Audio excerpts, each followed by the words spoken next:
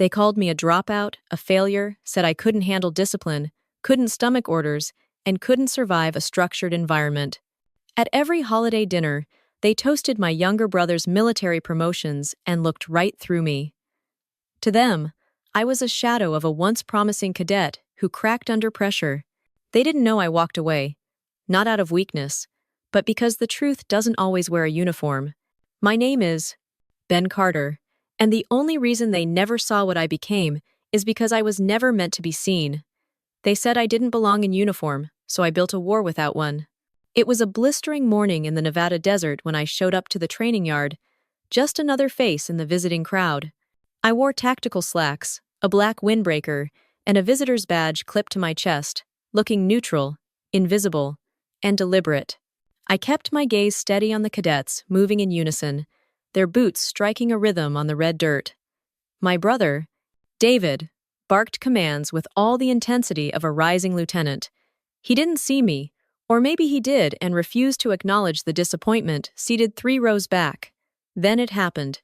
The drill instructor, Sergeant Evans, stopped mid-circuit, his eyes locked on mine.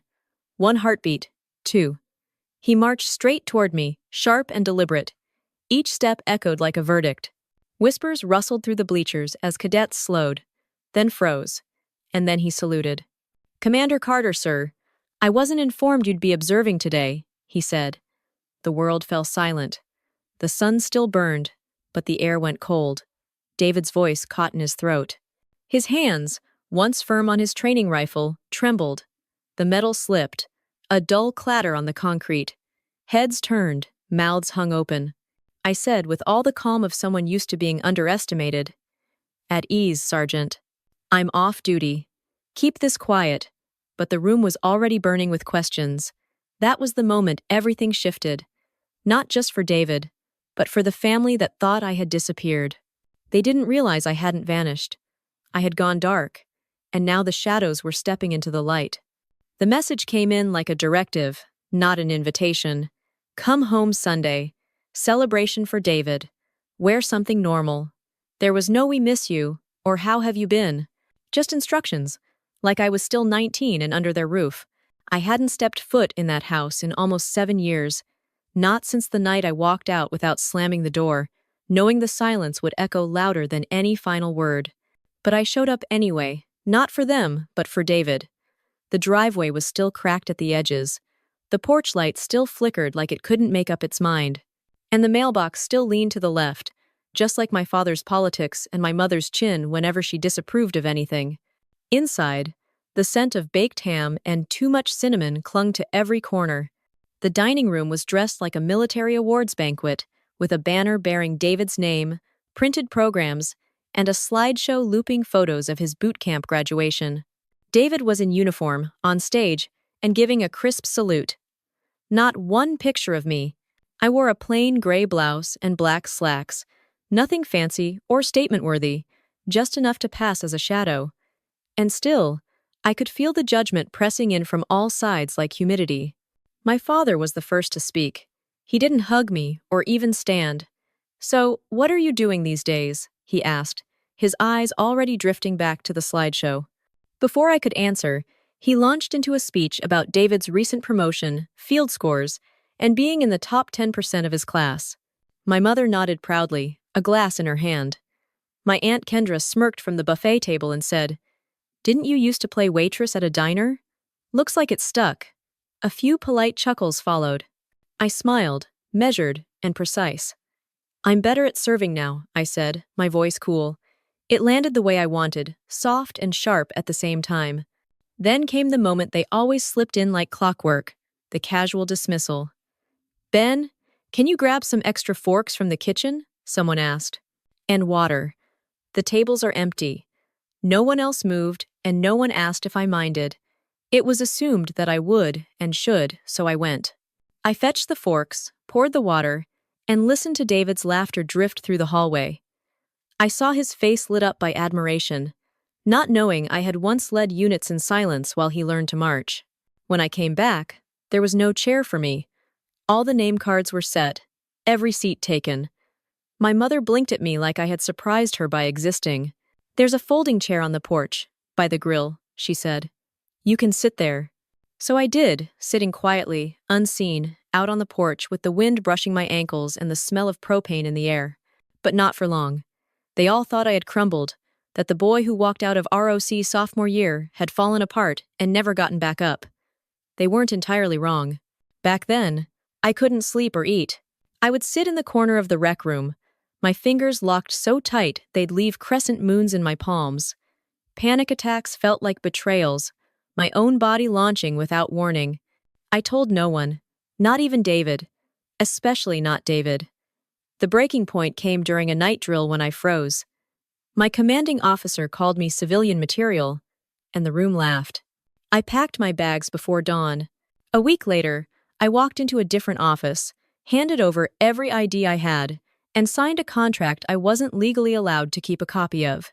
They called it the ECHO Civilian Defense Program, unlisted, unacknowledged, and operating under civilian intelligence jurisdiction. It was a deep, silent, necessary unit. The kind of unit they assigned to operations that were too sensitive for public records, but too vital to ignore. From that day forward, Ben Carter ceased to exist in every searchable system. I didn't vanish. I was erased. The missions weren't glamorous, with no parades or medals. Just briefings in windowless rooms, field gear that never fit quite right, and the constant knowledge that if I got caught, no one would come looking. But I excelled, not because I was brave, but because I had no need to be seen. I learned to disappear in plain sight. By year 3, I spoke 7 dialects. My hair color changed with the seasons, and my tone adjusted to every region. I became useful, efficient, and trusted, but never fully known. The last mission I led, before transitioning into strategy, left a scar just above my right shoulder blade, a reminder that even ghosts can bleed. When I turned 36, they pulled me from field ops and embedded me in the cross-branch command structure. My work involved strategic operations, data coordination, and pattern analysis.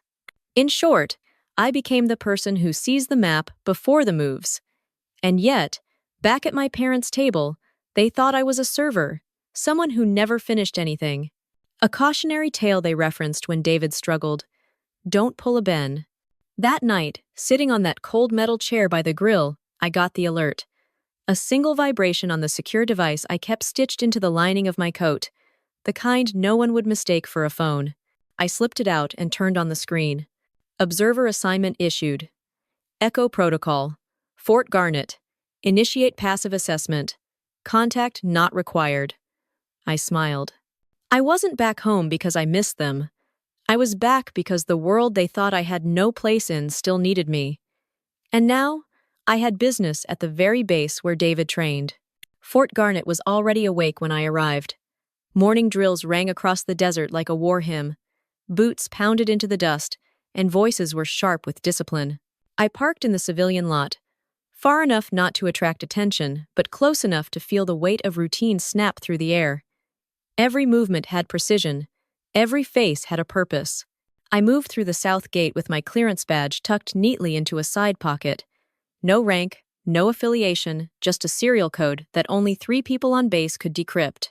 As far as the guards were concerned, I was just another analyst on rotation. David's unit was in formation on the lower range, their silhouettes crisp against the rising Sunday.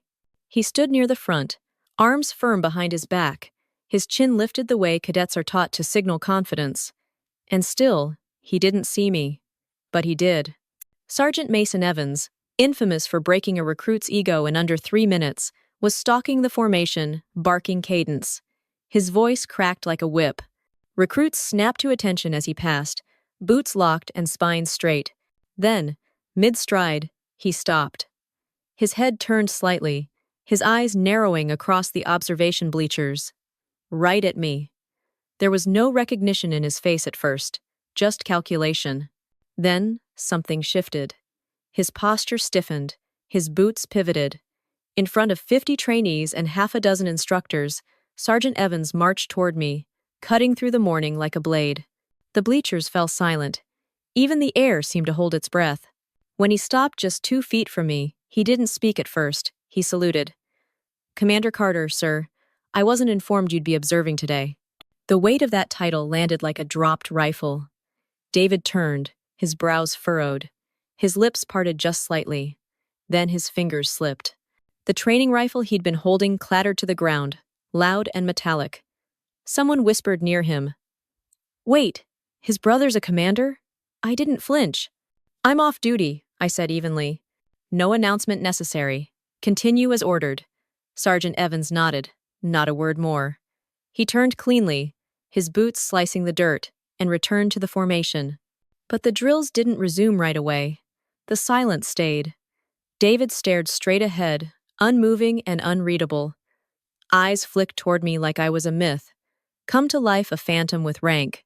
I stayed only 15 minutes longer, just enough time for whispers to bloom into rumors.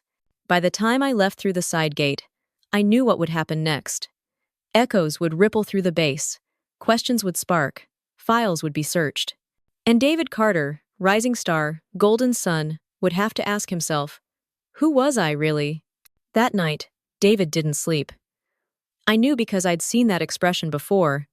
The twitch in the jaw, the vacant eyes that didn't blink enough. It's what happens when the world tilts and nothing lines up the way you were taught it should. They told him I dropped out. They never told him I disappeared on purpose. In the barracks, while his bunkmate snored, David finally reached for the old gym bag I'd handed him last year. Back then, I'd passed it off like it held spare clothes and maybe a few snacks from my last road trip. He never bothered to look until now. He found it in the side pocket, a flat-brushed steel, drive the size of a playing card. No markings, no branding, just a faint grid etched into one side. It hummed faintly when he picked it up. His fingers hovered over his tablet. He connected it. The screen blinked. Access request. Echo terminal clearance. Civilian proxy. He froze. What the hell was Echo? He wondered. He hesitated, then logged in using his cadet credentials. It was low-level clearance, with limited permissions, enough to open a window, not a door. The screen stuttered. Text scrolled too fast to catch. Then came one line pulsing white letters against black. Access logged. Oversight alert triggered. Then it went dark. No warning, no menu, just black. David yanked the drive out, his heart pounding, unsure if he'd just stumbled into a training simulation or something much bigger. Meanwhile, across base, I was already wide awake. My secure line buzzed like a nerve hit raw. Unauthorized breach. Internal node ping. Roar A1. I sat up instantly. That tag had been retired. Buried. It wasn't linked to any current system, and yet someone had activated it from inside Fort Garnet. Only 2 people on Earth still had physical access to that drive. One of them was me. The other was my brother. At 2:43 a.m., I was at the Command Coordination Suite, seated across from Major Evelyn Shaw, the coldest analyst in the Southwestern Division. She slid a datapad across the table. "Commander Carter," she said, "we've traced the signal. It triggered a proximity lock on classified material, tied to a Black Ops shell. Someone used a legacy clearance path." I didn't blink. "It wasn't me. That's what worries me," she replied. She didn't ask permission. She issued me a 48-hour trace directive with full diagnostic access, a silent flag, and no official report. Yet, I already knew what I'd find. Back in my quarters, I decrypted the metadata manually. It was scrubbed, sloppy, but I recognized the device signature. The steel drive, the one I'd slipped into David's bag. And in that moment, I realized he hadn't just found a drive. He'd stepped on a tripwire, one that had been waiting years to go off. I didn't go to David's barracks. I had him brought to the operations wing windowless, silent, sterile. He walked in looking like a model cadet, shoulders locked, jaw set, not a hair out of place. But when he saw me, then Sergeant Evans, his composure wavered. I pointed to the chair. "Sit." He obeyed, no hesitation. But I saw his grip tighten on the edge of the seat. "You don't have to explain yet," I said. "But you do need to understand." I held up the drive he'd accessed. That wasn't a training file.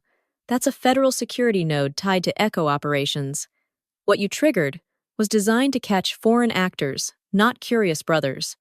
His voice cracked. I didn't mean to. I know, but meaning doesn't undo damage. He dropped his gaze, ashamed. You have any idea what you touched? I asked quietly. He shook his head. That drive is linked to a program that doesn't exist on record. It connects to files that, if pulled, could expose agents still in the field. You didn't open a door. You kicked a hole in a wall that was meant to stay sealed. He looked up. You're really all of this? I didn't answer. He whispered, Why didn't you ever tell me? Because surviving sometimes requires silence, especially when no one ever asked. Sergeant Evans folded his arms. If he screws this up, Commander, both of you are finished. I nodded. I'm aware. Then I looked at him. I'm not reporting you. His eyes widened. Why? Because you're going to help fix this. He hesitated, then nodded slowly, like someone reaching for something they were never taught to hold. And just like that, we weren't brothers at odds anymore. We were co-conspirators in a storm neither of us started, but both of us had to finish. We started with the logs. David sat beside me, quiet, scanning line after line of access pings, while Sergeant Evans stood behind us like a statue. The breach hadn't gone deep, just enough to wake something that was never meant to stir again. Then I saw it.